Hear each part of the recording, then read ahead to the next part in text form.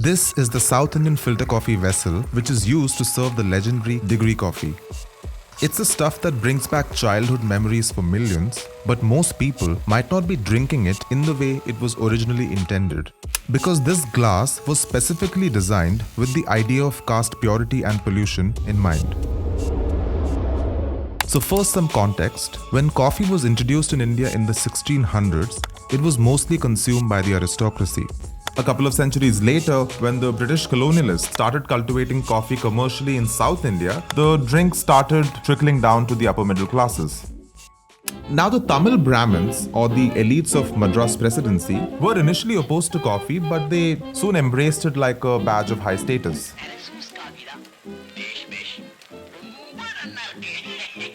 Remember, this is the early 1900s. It's a rapidly modernizing time, and under colonial rule, people from various caste backgrounds are working with each other for the very first time.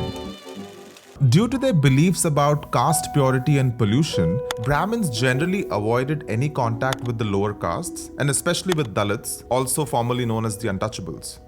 Now, as coffee became a popular drink, it wasn't always possible to know the caste of the fellow drinker, perhaps a colleague from another town, or an unexpected house guest.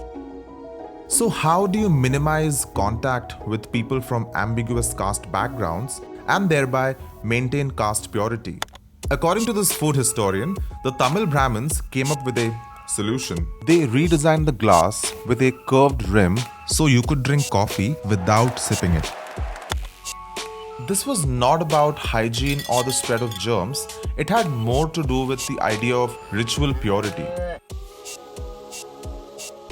It's the Dharma Shastras like the Gautama Apastamba or Manusmriti that tell us what or who were defined as pure and impure. These rules were not set in stone, but they became the basis for many of the regressive practices we find in India today. If you're curious about ritual purity and pollution in Hinduism, check out an upcoming video on this channel. The design and practice of drinking coffee solved two problems: no ritual pollution and no offense to the unsuspecting guests. But the story gets darker. In Madras province, many of the coffee hotels owned by Tamil Brahmins practiced segregation with different seating sections for Brahmins and Shudras. The fear of pollution still continues in many areas in Tamil Nadu, where tea and coffee shops still follow the two-tumbler system, one set for upper castes and another set for Dalits. So make of this what you may. As a sociologist once said, a cup of coffee can be many things other than being just a cup of coffee.